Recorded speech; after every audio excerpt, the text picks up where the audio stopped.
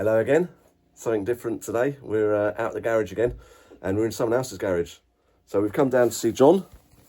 Here's John. John helped me with the electrics on the on my car, and we've come to see his beauty, which is it's a lovely Mk2. So can you tell us a bit about it, John? How it came about, and how long you had it for, and what it is, and what it does?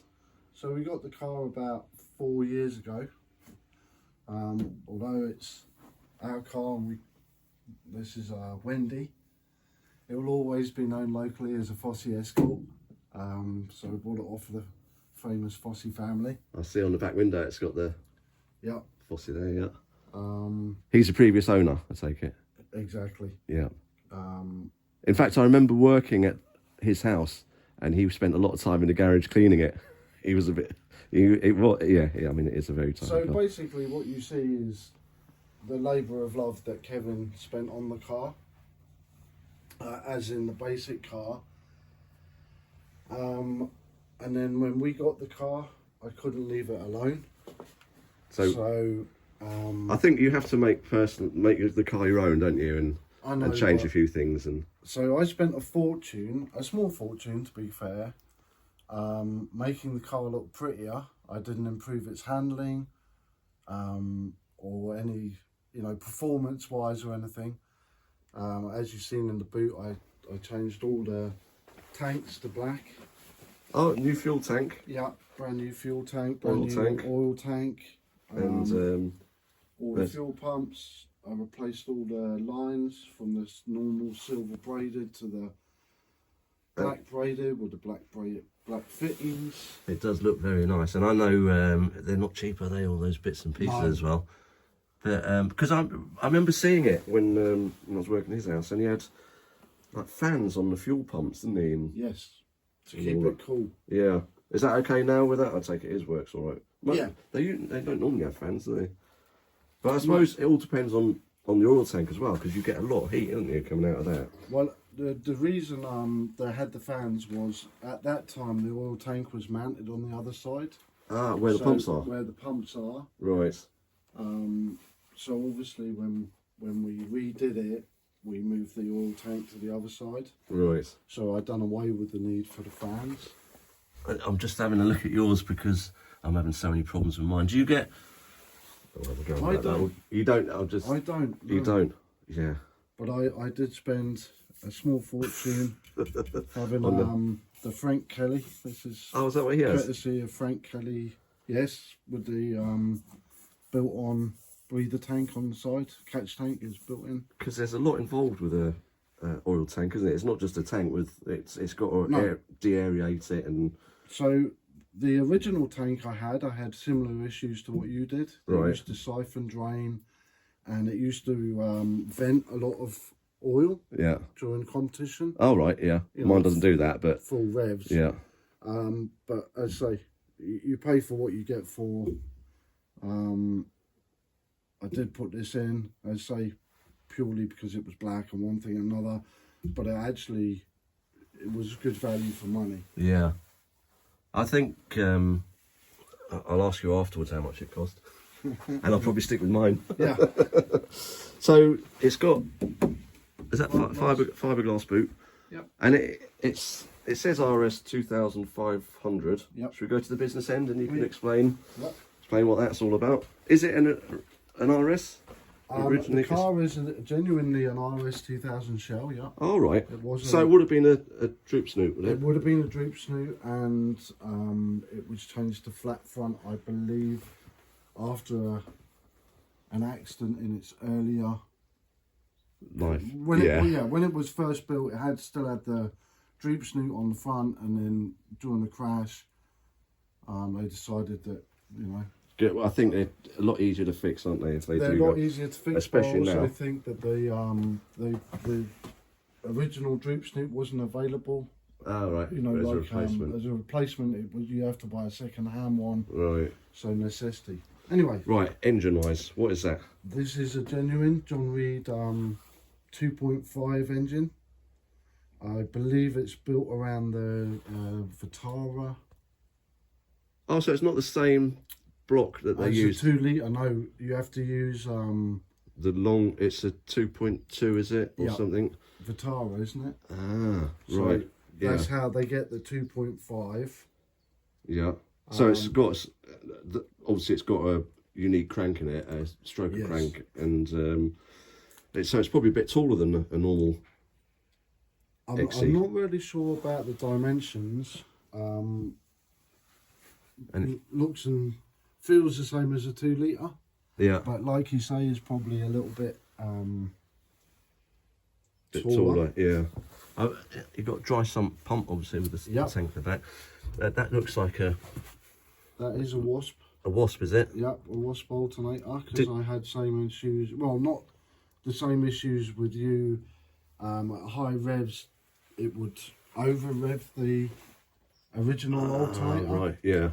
And was doing damage to the brushes and the internals. So I did change to a Wasp. What does this rev to? We set the limiter about 8-9. Oh, right. So there is a little bit more in it. Yeah. But you know, you've always got to allow for the gear change or something. Yeah, bit in reserve. And that's so I suppose is that down geared now, the Wasp, or are they okay at that sort of revs? Well, they gear them properly so that they're getting the optimum performance at around about between 4,000 and 8,000 revs. Right. Oh, and throttle bodies. Throttle bodies. What are they? Are they 40? I don't know how does that work? 45s. Whatever works on the engine. Yeah. It's how it was, to be fair. Yeah. I just drive it.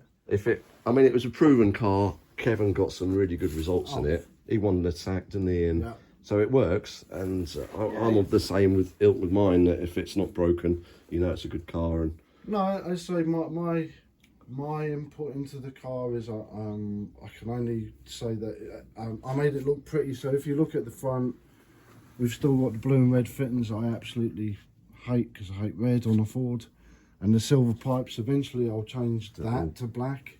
You're the opposite to me. Can I have your old ones, please? Yeah, of course you can. Anything you're taking off this? Yep. Let's have a look inside. So this is.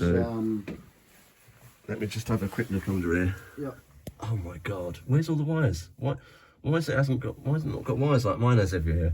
So, to me personally, a wiring loom in a rally car should be as basic as possible and as easy to work on.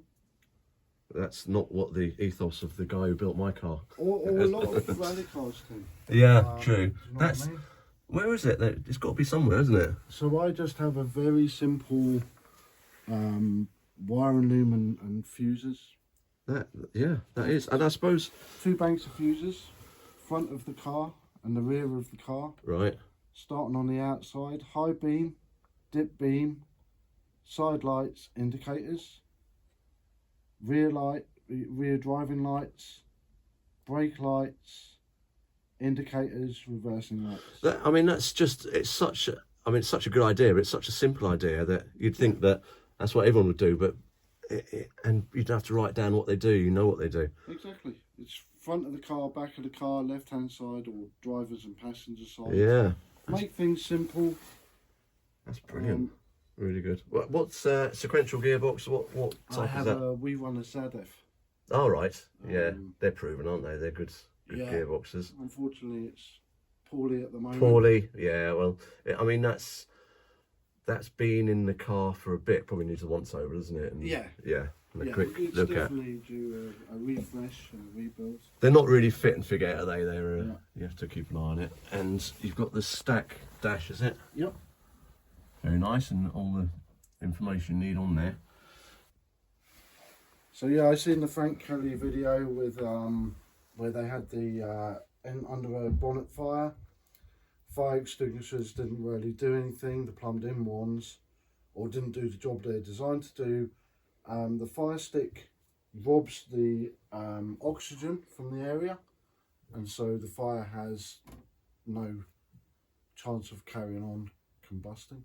Right. So we carry them as extra precautions. I think the way I was explained it by someone who knows a lot about firefighting, Mark. Yeah, exactly. Yeah, he said these are very good at knocking down the fire. They will put a fire out, but if you've got heat and ignition and fuel, it will reignite. Yes. The plumbed in and handheld are really good at stopping it from reigniting. Yes. So if you spilled a lot of fuel on the floor, you'd spray it with that. This is what I believe, and that would stop it from igniting. But it wouldn't stop. It's not very good at putting it out. So they call it a fire suppressing system. It gives you time to get out the car, doesn't it? That's what it's. All you, like you said, all it's doing is giving us those 4 seconds to get out of the car. Yeah, and we want to save our car. The biggest fear I have is of a fire in the car and it's destroyed, everything's gone and it's not insured. Yeah. So I carry a fire stick in mine, and they're like big matches, aren't they? You strike the end, and apparently they react with the flame. You can hear it fighting the flame, and they're supposed to be brilliant things. So well worth having, and I think I'm going to do what you do and have one either side, rather than I've got one big one, which I'll keep my side. Yep, and like I say, with some things have more protection than you need. Yes. I mean, we've got to remember as scrutineers. No, don't say that. Okay. Well, we've got to remember that they give us a bare minimum. Yeah. The regulations are the bare minimum. Mm-hmm. So we can have more. Extra, yeah. And it's for the sake of what they cost. It's a little bit of insurance against total loss. You know, it's not like you're carrying around a big fire extinguisher, heavy item. It's just fairly small item. Perfect, definitely worth having. What I see you've got a DTA. Is it S40? Yep. The ECU, easy accessible. And what cage is this? This is a safety devices cage. Very nice. As well, all welded in. Is it? No, it's bolted in. Well, it's bolted and welded. Right. I was going to say, yeah, because it goes through the bulkhead, doesn't it? Yeah. So, it's best of both worlds, I suppose you'd say. And it's got, I suppose it's got Atlas axle. It'd need that for 300 plus horsepower, wouldn't it? And, you should be able to just sneak under the back there, you'll see it.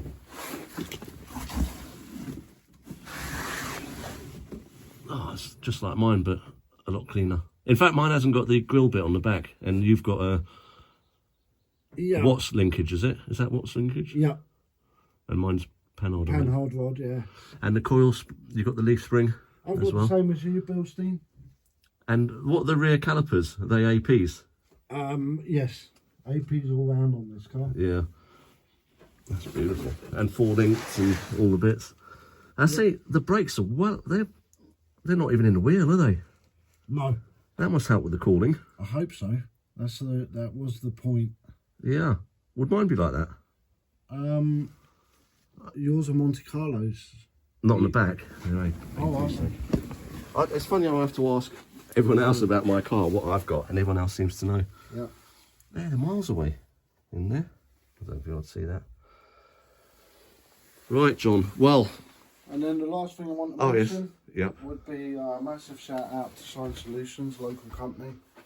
Oh, they did all the graphics, did they? So the graphics you see was their design. I gave them a white car. That's what I was going to say before. When I bought the car and you've seen it for the first year, it was white, same kind as yours. Yeah. And then we had too many white cars on the island. Yeah. But it's bad when you get the photos and you think, oh, great. Oh, no, it's not me. Yeah, that's what happened. Yeah. So I gave them the car a couple of years ago, and the colours was, we sort of said I'd like a little bit of gold to go with the wheels, some black and a little bit of blue. Yeah. It works well. Is that real gold?